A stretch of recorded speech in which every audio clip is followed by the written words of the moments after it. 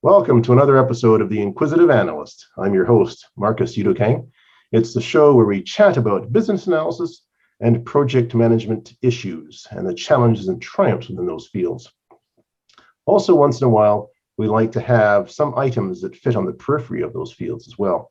It's inspiring, informative, and very much inquisitive. My guest today is a professional engineer, a course developer and instructor, and he's extremely active in Toastmasters, where he has held club officer and district officer roles. He has a background in sustainability and is co-founder of Aspen Technology Solutions. Please help me welcome today's show, joining us all the way from Calgary, Canada, Amin Sabzavari. Welcome, Amin. Yeah, thanks, Marcus. Hi, everyone. Thanks for having me here. Well, you're very much welcome. Now, your background is in engineering, primarily. And you were at one time even a project engineer. So you've been able to combine that career with a long-term engagement with Toastmasters. Can you take us through your journey on how and why you joined Toastmasters? For sure. My first impression of Toastmaster was back in 2007 that I used to work for an EPC, an engineering firm called Worley Parsons. And they had a group of people that they had lunchtime Toastmaster club, and they put together a club. And that time, I wasn't very interested to join them. And I have no idea why, but sometimes you come across with a feeling that we can't explain it. And it was the same thing. And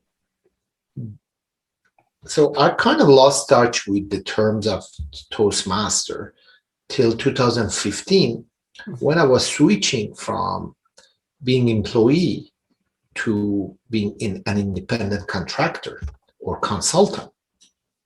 I ran into a very good friend of mine. For the first time we met, and now she's a very good friend of mine.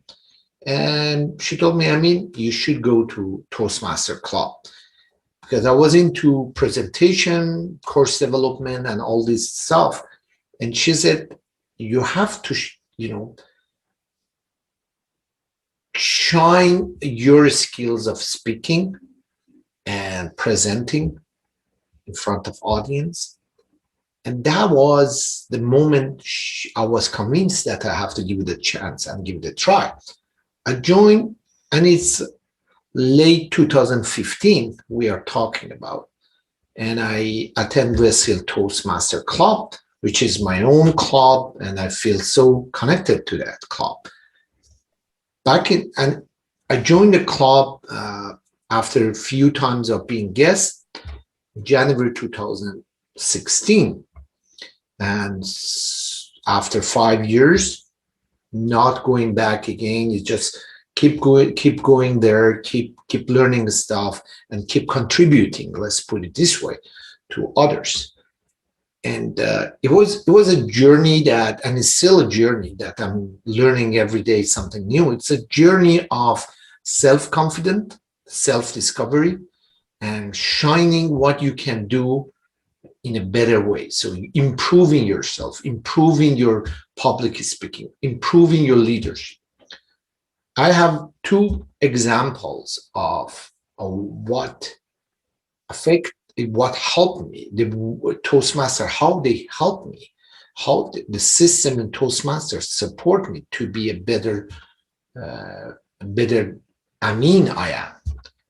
Back in 2016, I'm speaking in APEGAS, which is Engineering Association of Alberta, in their conference. I'm speaking, and 40-50 people and they were listening to me. So my speech was on the second day. On the first day, I was just like everybody else, sitting there and listening to other presenters. So all of a sudden, I had a panic attack. Can I even deliver the way he delivers?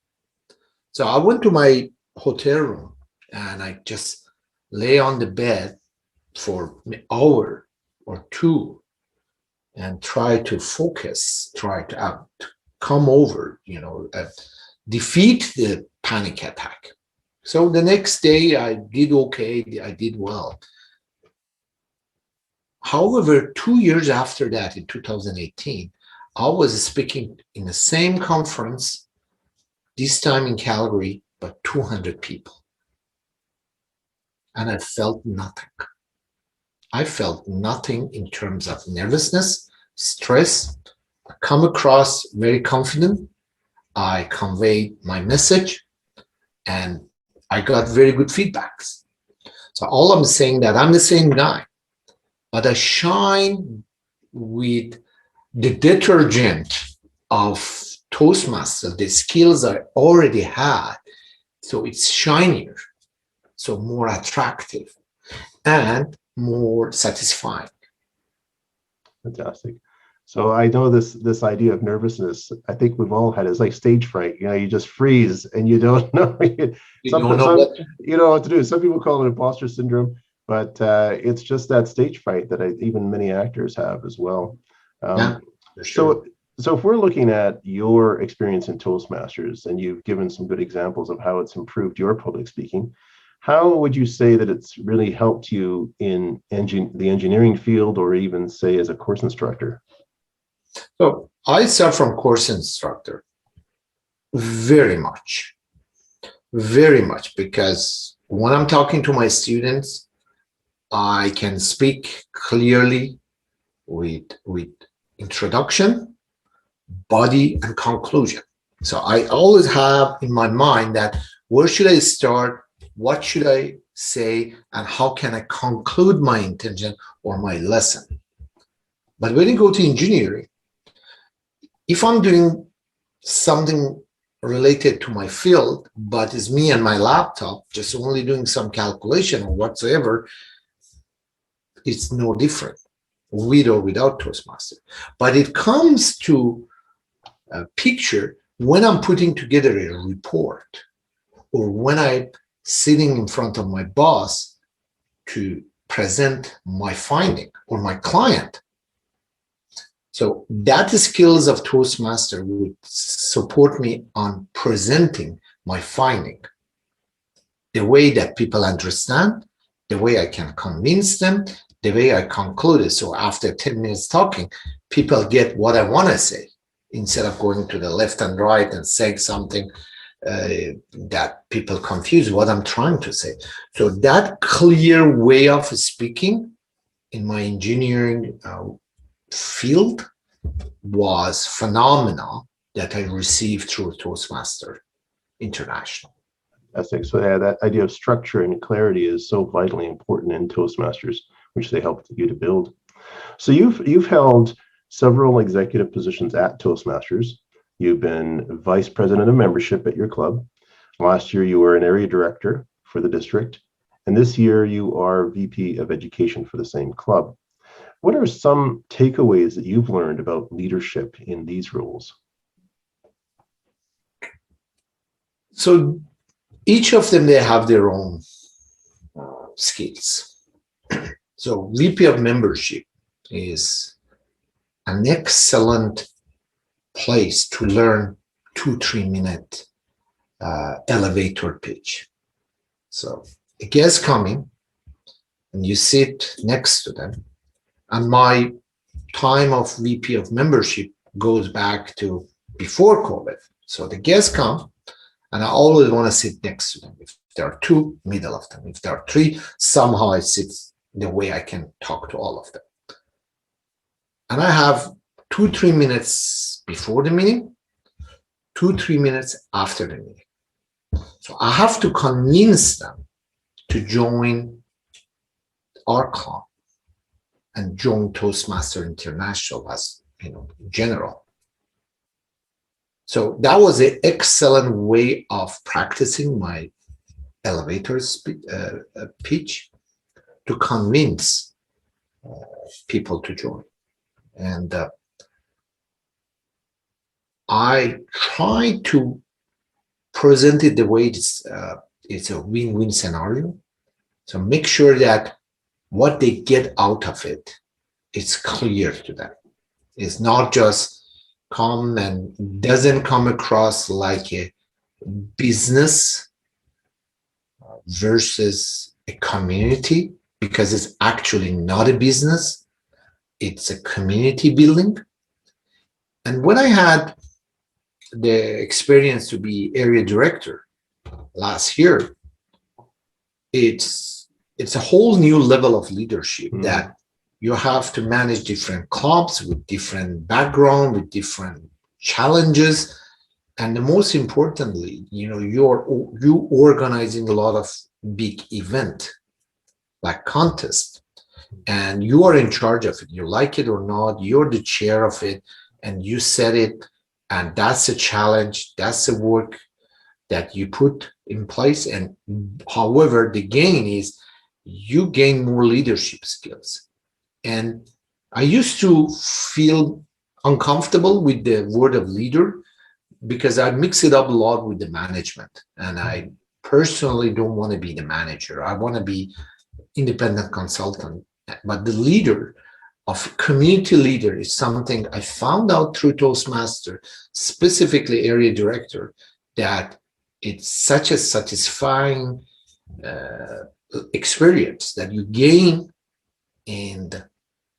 through Toastmaster, and specifically on the area or district or division level, that you are a community leader and you feel great about it. And if I want to talk about the VP of Education, I just started, so I can't really speak about it. But leadership is very key component of what you learn through Toastmasters. So if the audience, someone in the audience wants to have a cheap, free, almost free training on the leadership, and it can be a business leadership, can be public relationship leadership, or community leadership, is a perfect place to be. Fantastic. Now, you have worked in sustainability for quite some time, and solutions within the field of sustainability very much are scalable, like other businesses, and they're constantly evolving to meet the changing demands. And it's not always one size fits all. So within your time at Toastmasters, how have you experienced, say, a degree of scalability in learning that can help you to accommodate, say, different skill sets over time? Yeah. What we learn in Toastmaster is something that it's a lot of people who have the skills of martial arts skills, they learn it as well. They say, don't get comfortable with being comfortable. So it's and Toastmaster International program, it developed the way that you constantly challenged, you constantly push to go and do something that you're not comfortable with. And the whole program purpose is like that, being doing things that you're not uncomfortable. And some of them huge, some of them small, but you keep learning how to deal with different uncomfortable things. And that applies to any other field. If you want to challenge yourself, you have to do something that you don't do regularly, or you haven't done it. For say, they say, I heard this so many times, and I love it, and I want to repeat it, that they say, if you want to gain something that you never had, you have to do something you never done. And in Toastmaster is the same thing. You keep doing things that you haven't done, and you can learn from that, and you can apply those skills in your career. In my case, it's more of sustainability and emission management and traditional engineering work. But when you are ready to be uncomfortable, that's the time that you can achieve a lot of things. You can say yes to whatever challenge you choose to do or you've been asked to do. And that's a place that you want to be. And where to learn it, the cheapest and easiest way is a Toastmaster club. Yeah, it's definitely economical, no doubt. Now, your company, Aspen Technology Solutions, what type of services does that company offer? We like to be called as a sustainability engineering firm. So our skills, we are a group of engineers with engineering backgrounds and skills that we are developing sustainable solution, practical solution, not necessarily, just doing the regulatory thing, just meeting the standard. Just our clients approach us to have a solution for the challenge they have.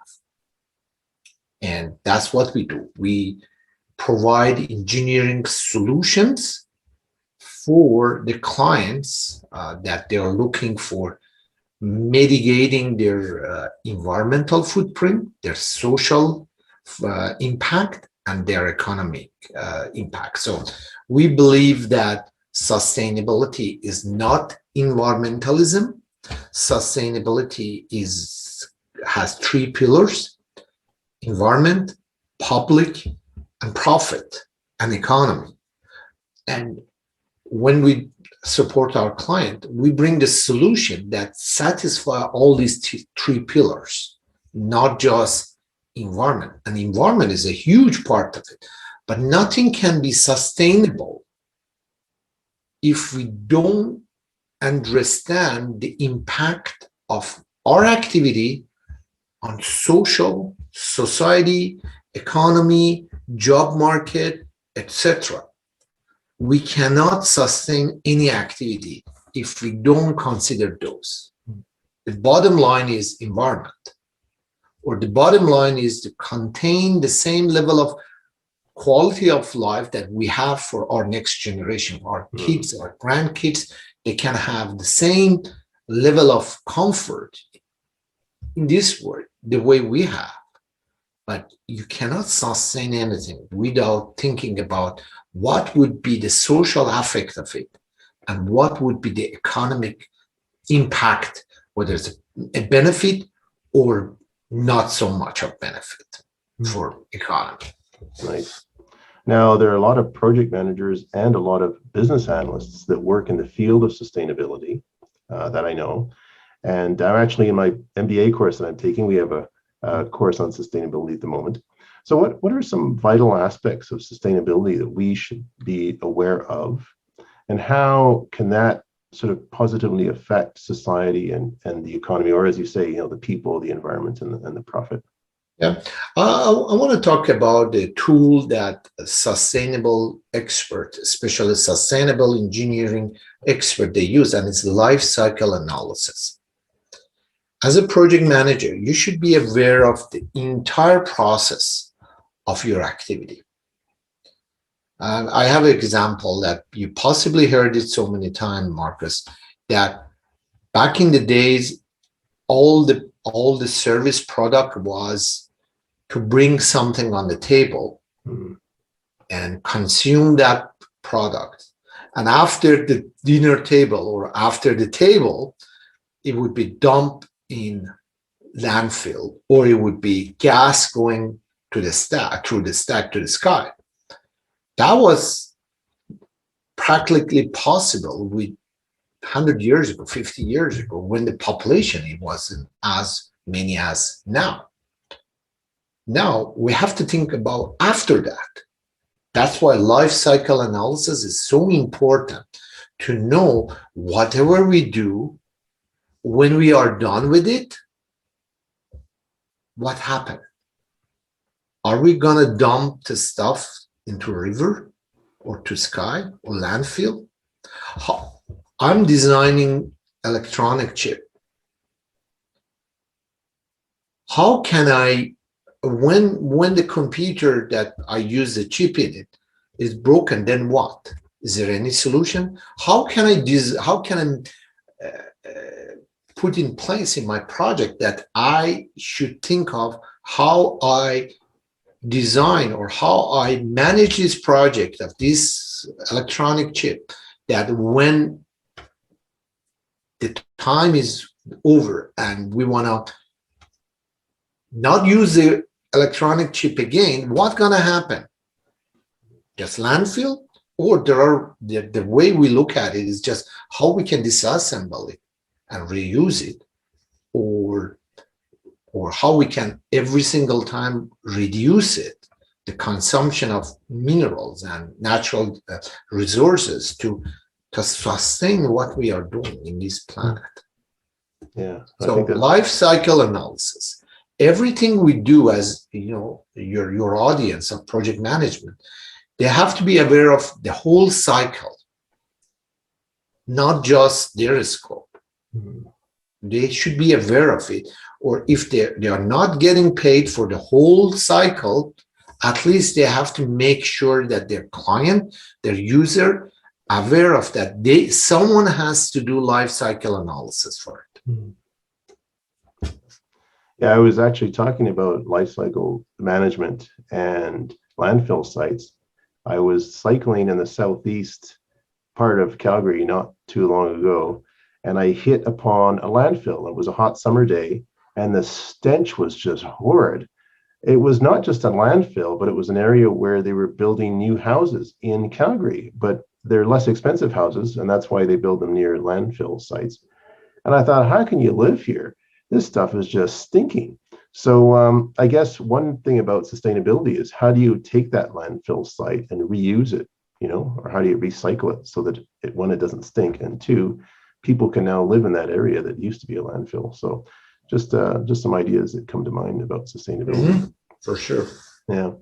So now during Toastmaster meetings, just to get back to Toastmasters for a bit, during Toastmaster meetings, each member takes a role during a meeting. And for example, you might have a role of a Toastmaster. There's also a role of General Evaluator. There's a role of Table Topic Master, even Grammarian. There's a bunch of roles. Now, maybe you can explain a bit about what the Toastmaster role or General Evaluator role, or one of these roles, involves. So the Toastmaster of the night is someone who managed the meeting, someone who controlled the meeting, sequence of the meeting, is like a project manager. The Toastmaster of the night does not do everything like a project manager. She or he has a team, but she managed them. She say, now your turn, you do this, and all in a preset schedule. But you guys as a project manager, that's a perfect thing, because you have a schedule and plan. In Toastmaster night, Toastmaster has agenda. So go through the agenda, make sure that all the rules are filled. On the schedule and planning, make sure that the right people, right activity is listed there, and we follow, we track the progress. In Toastmaster night, the timekeeper track the progress, because it's time. I always say that there are two elements that we do every night: time management and feedback, positive, constructive feedback. So the Toastmaster is the project manager of the night. General Evaluator is the chief inspector of the project. So the General Evaluator works independently from the Toastmaster, but evaluate every single thing, including evaluating the project manager job, which is Toastmaster. So, and then table topic master and table topic evaluator. Is like your, if I tell you that things can unexpectedly happen in your project, that you have to come up with a quick, good answer and way to resolve the things. The table topic master, and participant and evaluators are those firefighters that put down the fire during your project. Things goes wrong, things unexpectedly in your project go out of hand. That skill is the same thing. You do not expect that you have to answer a question. So, but you go back to, and you find a way to, work on it. It's the same thing. So I can say each night in Toastmaster is a project of itself. And there are so many stakeholders on that project. I like that. That's a good analogy. Great analogy. Yeah, fantastic. So if anyone wants to join Toastmasters, or for anyone interested in joining Toastmasters, what are some recommendations about the value one can gain from being a club member? I'm not going to offer anything else except what I said before. It's just building the skills that it shine, the skills that you already have, or add up something. So we all can speak, we all can talk. It's not that we are teaching English language or we are teaching how to speak. We learned it when we were 2 or 3 years old. But how to shine it, that's what we get on this public speaking. On the leadership, we all manage our life somehow, right? We always have food, we buy food, we go do laundry, we go to work, make money. We all managing somehow, leading our life, good or bad. We are doing it. And we've been doing it since we're born. We cry for milk. We cry when we were not very clean. We manage it. We lead it. But how can I shine that? Life is through leadership. And one way to learn leadership is through Toastmaster. Fantastic. Now, if any project manager out there wants to enter, or even a business analyst for that matter, if any project manager or business analyst wants to enter the sustainability field, what's your recommendation on a good path to do that? If they want to understand it differently, I recommend taking some courses, reading, and be aware of it, the tools and knowledge that available to a lot of people. There are so many good courses out there. I know few. They can reach out to me and I can introduce some. There are good courses that they learn, and they're good article. And they have to make sure that as a project manager and business analyst, that they can hire someone to support them. But for the self-studying, self-learning, definitely courses are way to go. And I know that you offer some courses, don't you, on sustainability?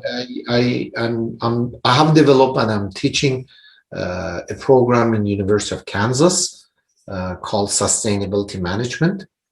And occasionally I have free 2 hours, 3 hours, 4 hours training online through Zoom meeting or Teams. Actually, it's Teams for whoever is interested to join. And your audience can reach out to me, and easily they can email research@aspentechnologysolution.com, and they can put their name in the free 4 hours training we offer, and we normally have it every month.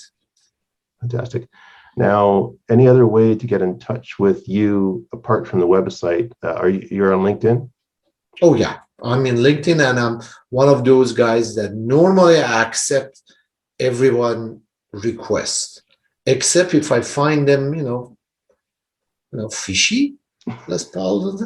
But if I know is a real person, and if they don't even have the same field, yeah, it's just another human being. Fantastic. Great.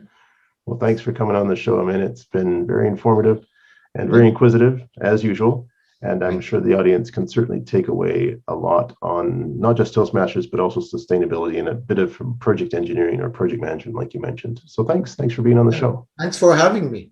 Thank you very much, Marcus. You're very welcome. Have yourself a great day. You too. You too. Bye. And now a word from our sponsors. The Lewis Institute provides an enterprise project management program that does more than just train PMs. It helps support them from the CEO level on down.